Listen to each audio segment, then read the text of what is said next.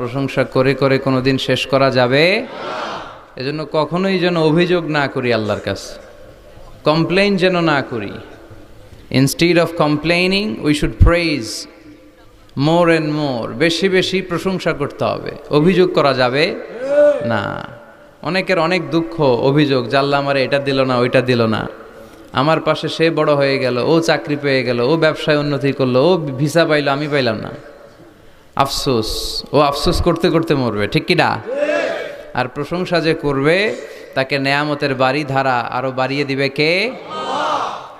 এজন্য আফসোস করব না প্রশংসা করব? অভিযোগ করব না শুকরিয়া করব? আল্লাহ অনেক দিয়েছে, ঠিক কি না?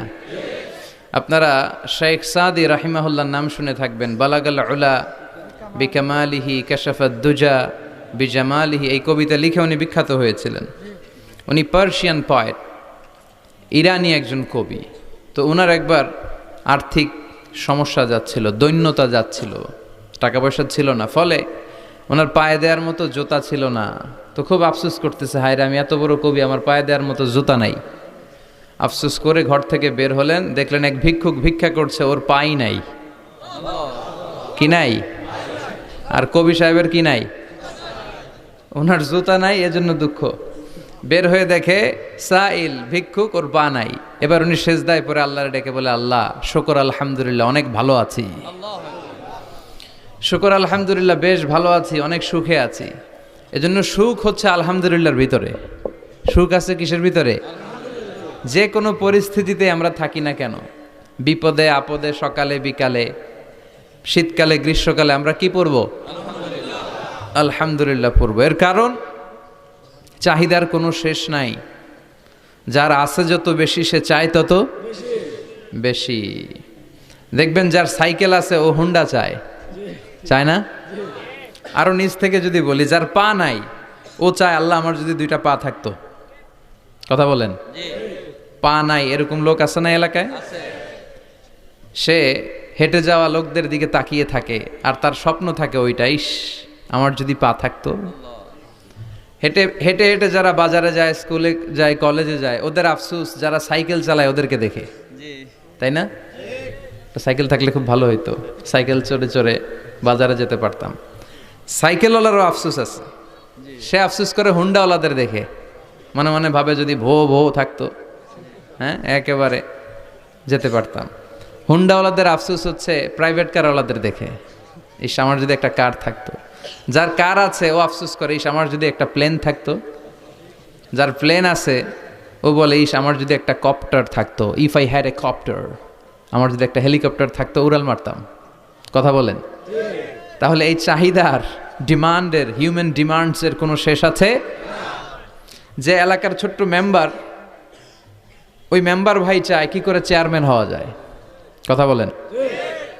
যিনি চেয়ারম্যান হয়ে গেলেন উনি এবার ভাবে কি করে MP, member of the parliament হওয়া যায়, তাই না?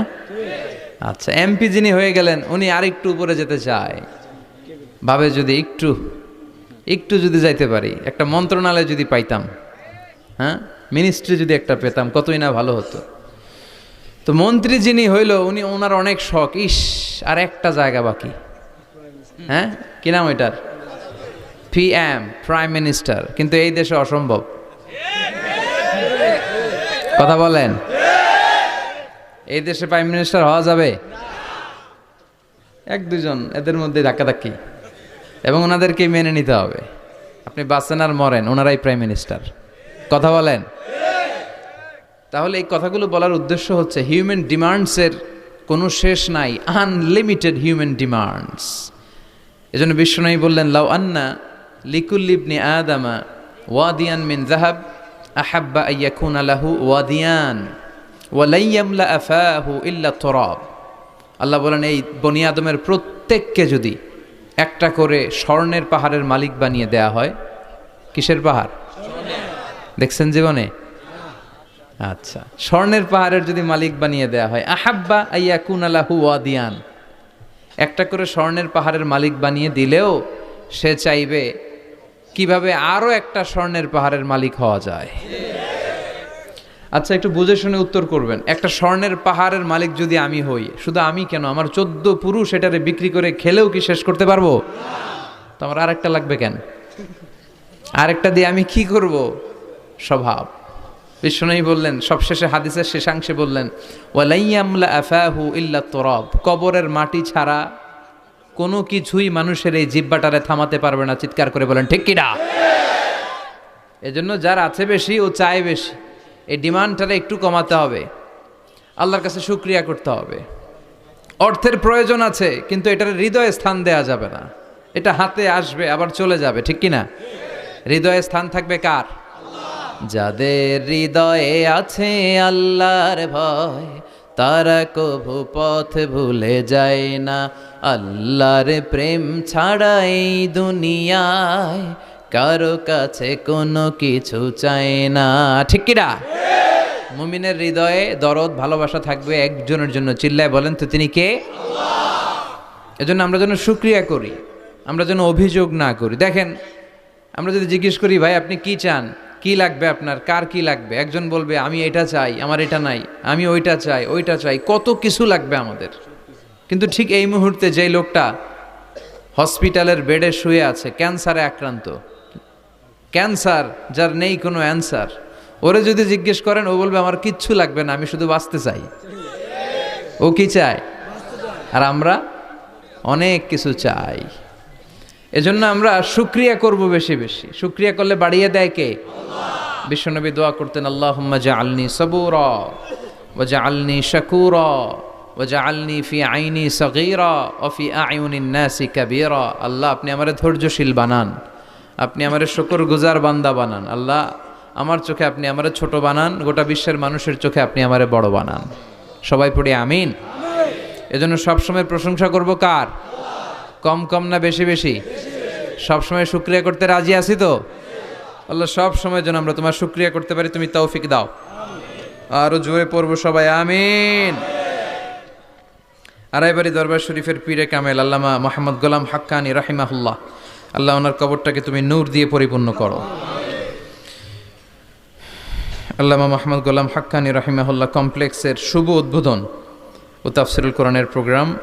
স্থান হচ্ছে মেটংঘর ভুইয়াবাড়ি প্রাঙ্গণ, থানা হচ্ছে বাঙ্গোরা বাজার, উপজেলা মুরাদনগর, জেলা কুমিল্লা।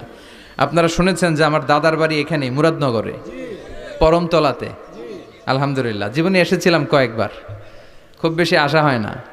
আমার জন্ম হয়েছে আবার ঢাকায়, ঢাকার ডেমরা থানায়।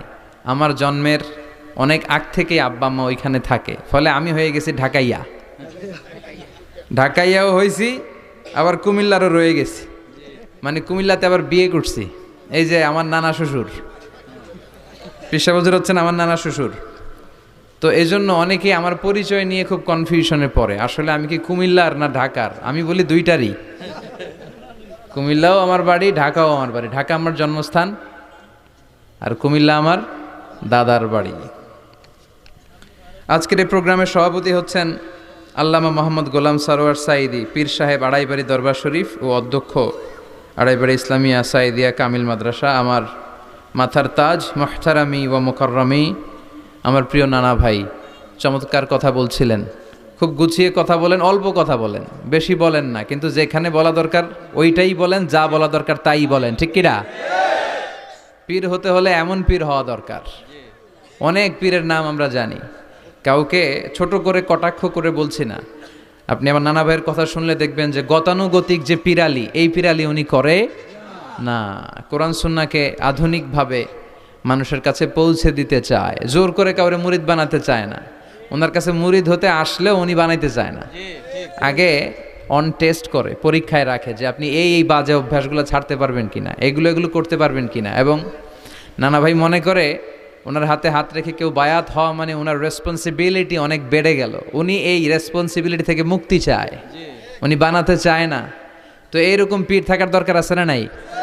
যিনি আল্লাহর ভয়ে সব সময় তটস্থ থাকে। আল্লাহ তুমি আমার নানা ভাইকে ইসলামের জন্য কবুল করো, কোরআনের জন্য কবুল করো, নেক হায়াত দারাজ করো।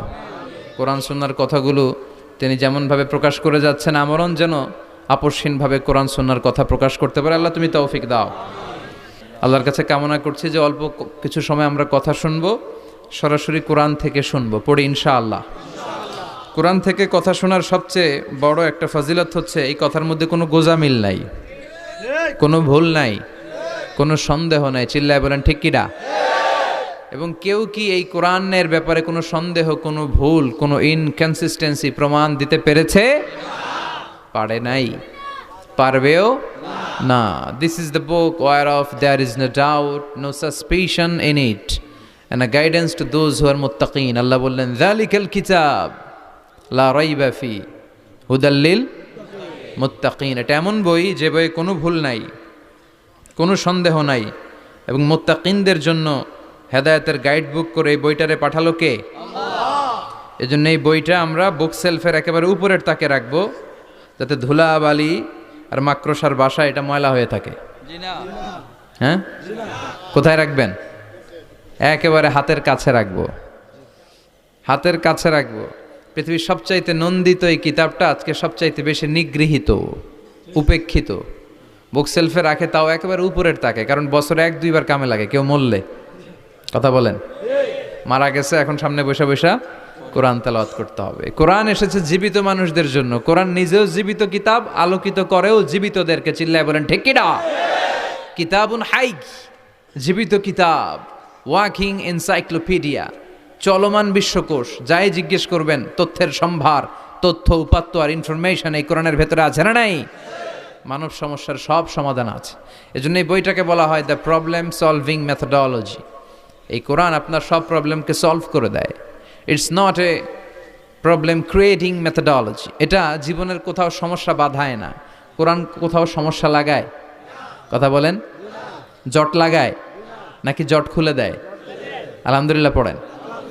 এজন্য কোরআনের সাথে যেন আমরা সম্পর্ক বাড়াই। We should increase the attachment with the holy book Quran. যতই সম্পর্ক বাড়াবেন আপনার মর্যাদা বাড়াবে কে? আল্লাহ। সম্মানিত ভাইরা, খেয়াল করে বুঝবেন, সাইয়েদনা জিবরিল আলাইহিস সালাম এই কোরআন নিয়ে পৃথিবীতে এসেছিল, তাই তিনি হয়েছেন শ্রেষ্ঠতম ফেরেশতা। রমাদান আল মুবারকে আল্লাহ তাআলা এই কোরআনকে নাজিল করেছে, তাই রমাদান হয়েছে শ্রেষ্ঠতম মাস। বিশ্বনবীর উপর আল্লাহ তাআলা এই কোরআন নাজিল করেছেন, তাই তিনি হয়েছেন বিশ্বনবী। আমরাও যদি এই কোরআনের সাথে সম্পর্ক লাগাই, আমাদের মর্যাদাও এরকম আকাশচুম্বী করে দিবে কে? আল্লাহ। এজন্য কোরআনের সাথে অ্যাটাচমেন্ট বাড়ানোর দরকার আছে না নাই? প্রতিদিন যেন আমরা কোরআন তেলাওয়াত করি, প্রতিদিন যেন কোরআনের বঙ্গানুবাদ পড়ি। যা বলার সব বলা হয়েছে, নতুন করে আল্লাহ কিছু বলবে না। এজন্য কোরআন থেকে নূর নিয়ে যেন আমরা নিজেদেরকে আলোকিত করি। কোরআনের একটা নাম হচ্ছে নূর। একটা নাম কি? লিতুখরিজান নাসা মিনাজ যুলুমাতি ইলান নূর। এই কোরআনকে আমি পাঠিয়েছি অন্ধকারাচ্ছন্ন মানুষগুলোকে আলোর পথে নিয়ে যাবার জন্য। কোরআন মানুষকে আলোকিত করে, কোরআন মানুষকে জাহালাত বা অন্ধকার শিক্ষা দেয় না। এজন্য আসুন কোরআনের সাথে সম্পর্ক বাড়াই এবং নিজেদেরকে আলোকিত করি। আর এই কোরআনের যেখান দিয়েই আমরা কথা শুনি না কেন, নাই লা তুহসা আজাইবুহু ওয়ালা তাবলা গরাইবুহু ফিহি মাসাবিহুল হুদা ওয়া মানারুল হিকমা। কোরআনের আশ্চর্যান্বিতার কোনো শেষ নাই, কোনো শেষ নাই। যতই পড়বেন ততই আশ্চর্য হবেন। সুবহানাল্লাহ পড়বেন না? ওয়ালা তাবলা গরাইবুহু, এটা কখনো পুরাতন হবে না, জীর্ণ শীর্ণ হবে না। সূরা ফাতিহা যারা আমরা পড়েছি লক্ষ লক্ষ বার, যাদের বয়স 50 কিংবা 60, কত লক্ষবার সূরা ফাতিহা পড়েছি, কোনো হিসাব আছে? তারপরেও কোনোদিন কি মনে হয়েছে যে সূরা ফাতিহাটা পুরান পুরান লাগে? 60 বছর ধরে সূরা ফাতিহা দিয়ে শুরু করছি নামাজ, কালকে থেকে কুল হুয়াল্লাহ দিয়ে শুরু করবো, এরকম কেউ বলে? কোরআন পুরান লাগে?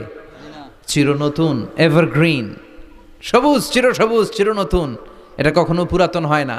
ফিহি মাসাবিহুল হুদা, কোরআনে আছে হেদায়েতের মশাল। ও মানারুল হিকমা, আর কোরআন হচ্ছে বিজ্ঞানের সুউচ্চ মিনার। কোরআনের ভিতরে বিজ্ঞানের তথ্য উপাত্ত আছে না নাই? আপনি কোরআনে বর্ণিত cosmic symbols, natural phenomena, scientific ইন্ডিকেশনসগুলো যদি পড়েন আপনি অবাক হবেন, কপাল ঘষে ঘষে আল্লাহর সিজদা দিবেন, ঠিক কি না? এজন্য আসুন কোরআনের সাথে সম্পর্ক বাড়াই। প্রতিদিন কোরআন পড়ব, ধীরস্থিরভাবে পড়ব। ওয়ারাত্তিলিল কোরআনা তারতিলা। আনাস রাদিয়াল্লাহু তাআলা আনহুকে জিজ্ঞেস করা হলো, আনাস, আল্লাহ রাসূলের কাইফা কানা কিরাআতু রাসূলিল্লাহ, আল্লাহ রাসূলের কিরাত কেমন ছিল? তিনি বললেন কানাত মাদ্দান, আল্লাহ রাসূল সাল্লাল্লাহু আলাইহি ওয়াসাল্লাম টেনে টেনে তেলাওয়াত করতেন। টেনে টেনে তেলাওয়াত করতেন। এই যে একটু আগে তেলাওয়াত হচ্ছিল সূরাতুল মুলকের, কত সুন্দর টেনে টেনে সে পড়েছে। এইভাবে বিষ্ণু ইসা ইসলাম টেনে টেনে পড়তেন। উম্মে সালামা রাদিয়াল্লাহু তাআলা আনহাকে জিজ্ঞেস করা হলো, কাইফা কানাত কিরাআতু রাসূলিল্লাহি ইয়া উম্মুনা, ইয়া উম্মানা, আমাদের মাতা, আমাদের প্রিয় নবীর তেলাওয়াত কেমন ছিল? উম্মে সালামা বললেন, কানা রাসূলুল্লাহি ইউকাত্তিউ বাইনা কিরাআতিহি আয়াতান আয়া, আল্লাহ রাসূল সাল্লাল্লাহু আলাইহি ওয়াসাল্লাম এক আয়াত করে থেমে থেমে কোরআন তেলাওয়াত করতেন। পড়েন সুবহানাল্লাহ। এক আয়াত পড়তেন, থামতেন, আবার আরেক আয়াত শুরু করতেন, আবার আরেকটা আয়াত পড়তেন, আবার থামতেন, আরেক আয়াত শুরু করতেন। প্রতিটা অক্ষর, প্রতিটা উচ্চারণ কেটে কেটে দেখা যেত, বোঝা যেত। চিল্লায় পড়েন আল্লাহু আকবার। আর আমাদের তেলাওয়াতের কি অবস্থা?